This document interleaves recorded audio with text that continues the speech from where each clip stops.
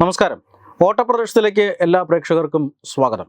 പ്രധാനമന്ത്രി നരേന്ദ്രമോദി മൂന്നാം തവണയും അധികാരത്തിലെത്തിയതിനു ശേഷം ജനങ്ങൾക്ക് നൽകിയ ഒരു ഉറപ്പുണ്ട്.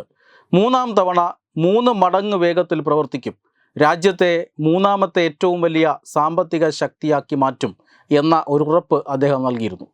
അതായത് എത്ര സമയത്തിനുള്ളിൽ അല്ലെങ്കിൽ എപ്പോഴാണ് നമ്മുടെ രാജ്യം മൂന്നാമത്തെ ഏറ്റവും വലിയ സാമ്പത്തിക ശക്തിയായി മാറുക എന്ന ചോദ്യം അപ്പോഴും ഉണ്ടായിരുന്നു.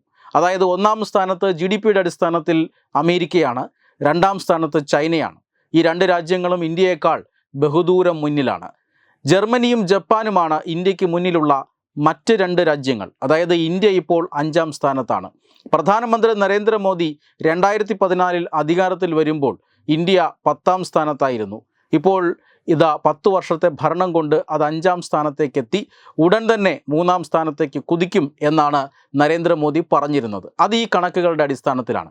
അതായത് അമേരിക്കയും അതുപോലെ തന്നെ ചൈനയും GDPയുടെ അടിസ്ഥാനത്തിൽ നോക്കിയാൽ ഇന്ത്യയേക്കാൾ ബഹുദൂരം മുന്നിലാണ്. പക്ഷേ ഇന്ത്യക്ക് തൊട്ടു മുന്നിലുള്ള 2 രാജ്യങ്ങളാണ് ജർമ്മനിയും ജപ്പാനും. ഈ 2 രാജ്യങ്ങളെ മറികടക്കുക ആണ് ഇന്ത്യയുടെ ആദ്യത്തെ ലക്ഷ്യം. അത് എത്ര വർഷത്തിനുള്ളിൽ ഉണ്ടാകും എന്നതുമായി ബന്ധപ്പെട്ട് പല ചർച്ചകളും രാജ്യത്തിനകത്തും പുറത്തും നടക്കുന്നുണ്ട്. ഇപ്പോഴിതാ ഏറ്റവും പുതിയ റിപ്പോർട്ട് അന്താരാഷ്ട്ര സാമ്പത്തിക ഗവേഷണ സ്ഥാപനമായ മോർഗൻ സ്റ്റാൻലി പുറത്തുവിട്ടിരിക്കുന്നു. ഈ റിപ്പോർട്ട് അനുസരിച്ച് 2028 ഇന്ത്യ ലോകത്തിലെ ഏറ്റവും വലിയ മൂന്നാമത്തെ സാമ്പത്തിക ശക്തിയായി മാറും എന്നാണ് കണക്കുകൾ സഹിതം ഉദ്ധരിച്ചുകൊണ്ട് ഈ സാമ്പത്തിക ഗവേഷണ സ്ഥാപനം റിപ്പോർട്ട് പുറത്തുവിട്ടിരിക്കുന്നത്. അതായത് ഇന്ത്യ ഇപ്പോൾ സ്ഥിരമായ ഒരു GDP വളർച്ചാ നിരക്ക് പ്രകടിപ്പിക്കുന്നുണ്ട്. ഇത് ലോകത്തിലെ തന്നെ ഏറ്റവും ഉയർന്ന വളർച്ചാ നിരക്കാണ്. പ്രധാനപ്പെട്ട സമ്പദ് വ്യവസ്ഥകളിൽ ഏറ്റവും ഉയർന്ന വളർച്ചാ നിരക്കാണ്. ചൈന പോലും ഈ വളർച്ചാ നിരക്കിൻ്റെ കാര്യത്തിൽ ഇന്ത്യക്ക് താഴെയാണ്. അതുകൊണ്ട് തന്നെ ഈ വളർച്ചാ നിരക്കിൻ്റെ ഒരു ശരാശരി എടുത്തു പരിശോധിച്ചാൽ എപ്പോഴാണ് ഇന്ത്യയുടെ GDP തൊട്ടു മുന്നിലുള്ള ജപ്പാനെയും ജർമ്മനിയെയും മറികടക്കുക എന്ന് കണക്ക് കൂട്ടിയിരിക്കുകയാണ് മോർഗൻ സ്റ്റാൻലി. 2026 ഇന്ത്യയുടെ GDP $4.7 ട്രില്യൺ മാറും. അങ്ങനെ 2026 തന്നെ ഇന്ത്യ ജപ്പാനെ പിന്തള്ളും. അതിനുശേഷം ഇന്ത്യക്ക് മുന്നിലുള്ളത് ജർമ്മനിയും ചൈനയും അമേരിക്കയും മാത്രമാണ്. 2028 ഇന്ത്യയുടെ GDP $5.7 ട്രില്യൺ, അതായത് $5.7 ട്രില്യൺ മാറുകയും ജർമ്മനിയെ മറികടക്കുകയും ചെയ്യും. അതിനുശേഷം അമേരിക്കയ്ക്കും ചൈനയ്ക്കും തൊട്ടു പിന്നിലായി ഇന്ത്യ മൂന്നാമത്തെ ഏറ്റവും വലിയ സാമ്പത്തിക ശക്തിയായി മാറും എന്നാണ് ഇപ്പോൾ ശാസ്ത്രീയമായി തന്നെ മോർഗൻ സ്റ്റാൻലി പ്രവചിച്ചിരിക്കുന്നത്. രാജ്യത്തിന് വളരെ ആവേശം നൽകുന്ന ഒരു റിപ്പോർട്ടാണ് ആ സ്ഥാപനം പുറത്തിറക്കിയിരിക്കുന്നത്. ഇന്ന് രാവിലെ മുതൽ തന്നെ വളരെ പ്രധാനപ്പെട്ട ഒരു വാർത്ത വന്നത് പാകിസ്ഥാനിൽ നിന്നാണ്.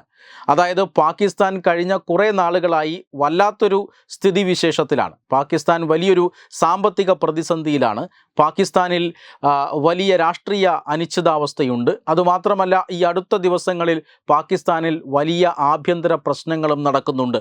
അതായത് ബലൂചിസ്ഥാൻ പോലെയുള്ള മേഖലകളിൽ വലിയ വിഘടനവാദ പ്രവർത്തനങ്ങൾ നടക്കുന്നു.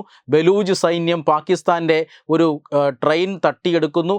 ആ ട്രെയിനിൽ നിന്നും പാകിസ്ഥാൻ സൈനികരായിട്ടുള്ള 100 കണക്കിന് ആളുകളെ ബലൂചിസ്ഥാൻ സൈനികർ തടഞ്ഞു വയ്ക്കുന്നു.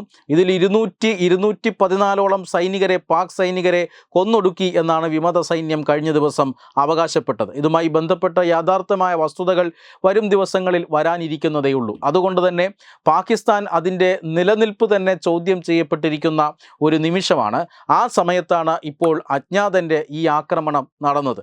അജ്ഞാതൻ്റെ ആക്രമണത്തിൽ 3 ലഷ്കർ ഭീകരർ മരിച്ചുവെന്നും ആ മരിച്ചവരിൽ ഒരാൾ ഹഫീസ് സയ്യിദ് ആണ് എന്നുമാണ് ഇന്ന് രാവിലെ വാർത്ത വന്നത്. പക്ഷേ ഹഫീസ് സയ്യിദ് അല്ല, മറിച്ച് ഹഫീസ് സയ്യിദിൻ്റെ വലം കൈയായിരുന്ന, അതായത് ജമ്മു കാശ്മീരിൽ നിരവധി ഭീകരാക്രമണങ്ങൾക്ക് നേതൃത്വം കൊടുത്തിട്ടുള്ള മറ്റൊരു ഭീകരനാണ്, അതായത് അബു ഖാത്തൽ ആണ് കൊല്ലപ്പെട്ടത് എന്ന റിപ്പോർട്ടുകൾ പിന്നീട് വന്നു. ഇതെല്ലാം സ്ഥിരീകരിക്കപ്പെട്ടു. അതായത് തൊട്ടടുത്ത് അജ്ഞാതരുടെ സംഘം കഴിഞ്ഞ കുറേ നാളുകളായി ഇന്ത്യ വിരുദ്ധരെ കൊന്നൊടുക്കുകയാണ്. പാകിസ്ഥാനിൽ മാത്രമല്ല, മറ്റു ചില രാജ്യങ്ങളിലും അത് സംഭവിക്കുന്നുണ്ട്. പക്ഷേ പാകിസ്ഥാനിലാണ് ഇത് ഏറ്റവും അധികം നടക്കുന്നത്. അതുകൊണ്ട് തന്നെ പാകിസ്ഥാൻ പട്ടാളത്തിൻ്റെയും സൈന്യത്തിൻ്റെയും പാകിസ്ഥാനിലെ ISI രഹസ്യാന്വേഷണ ഏജൻസിയായ ISIയുടെയും നില വളരെയധികം പരിങ്ങലിലാണ്. പാകിസ്ഥാനിലെ ജനങ്ങൾ പിന്നെ നിങ്ങൾ എന്തിനാണ് ഇവിടെ ഇരിക്കുന്നത് എന്ന് ചോദിച്ചു തുടങ്ങിയിരിക്കുന്നു. അജ്ഞാതരുടെ സംഘം കഴിഞ്ഞ കുറേ നാളുകളായി നിരവധി ഭീകരരെ, പ്രത്യേകിച്ചും മുംബൈ ഭീകരാക്രമണത്തിൽ പങ്കെടുത്തിട്ടുള്ള, രാജ്യത്ത് നടന്നിട്ടുള്ള പ്രധാനപ്പെട്ട ഭീകരാക്രമണങ്ങളുടെ സൂത്രധാരന്മാരായിട്ടുള്ള ഇവരെയെല്ലാം പാകിസ്ഥാൻ വർഷങ്ങളായി സംരക്ഷിച്ചു വരികയായിരുന്നു. ഇവരെയാണ് അജ്ഞാതർ കൊന്നൊടുക്കുന്നത്. ഇങ്ങനെ കൊന്നൊടുക്കിയവരെ കുറിച്ചൊന്നും തന്നെ പിന്നീട് യാതൊരു അറിവുമില്ല. അതായത് ആരാണ് ഇവരെ കൊന്നത്, എന്തിനാണ് ഇവരെ കൊന്നത് എന്നൊന്നും പാകിസ്ഥാന് ഇപ്പോഴും അറിയില്ല. അങ്ങനെ തന്നെയാണ് ഇപ്പോൾ ലഷ്കറിൻ്റെ ഏറ്റവും അടുത്ത, ഏറ്റവും ഉയർന്ന കമാൻഡറെ കൂടി വധിച്ചിരിക്കുന്നത്. അടുത്തത് ഹഫീസ് സയ്യിദ് ആണോ എന്ന ചോദ്യം ഉയർന്നിരിക്കുകയാണ്. ഇന്ത്യ വിരുദ്ധ പ്രവർത്തനം നടത്തിയിട്ടുള്ള ഭീകരന്മാരെ എല്ലാം സംരക്ഷിച്ചു നിർത്തുക, കനത്ത സുരക്ഷ നൽകുക എന്ന പുതിയ ചുമതല കൂടി പാകിസ്ഥാൻ പട്ടാളത്തിന് വന്നിരിക്കുകയാണ്.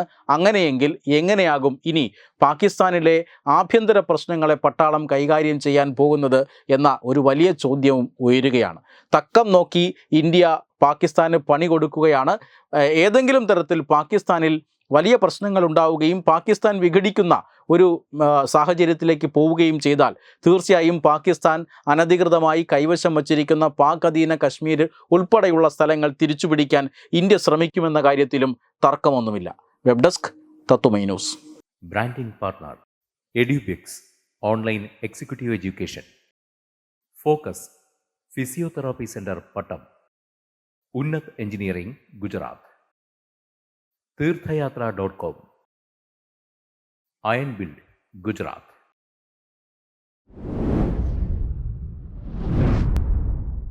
തുമ്പമൺ ശ്രീ വടക്കുംനാഥൻ ക്ഷേത്രം, അമ്പലക്കടവ്, പത്തനംതിട്ട.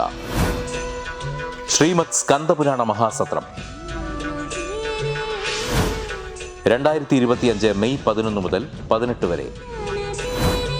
ബ്രഹ്മശ്രീ മുംബൈ ചന്ദ്രശേഖര ശർമ്മയുടെ മുഖ്യ കാർമ്മികത്വത്തിൽ മഹാഗണപതി ഹോമം, സ്കന്ദപുരാണ പാരായണം, മഹത് പ്രഭാഷണങ്ങൾ, പൂജഹോമാദികൾ, കലാസാംസ്കാരിക പരിപാടികൾ.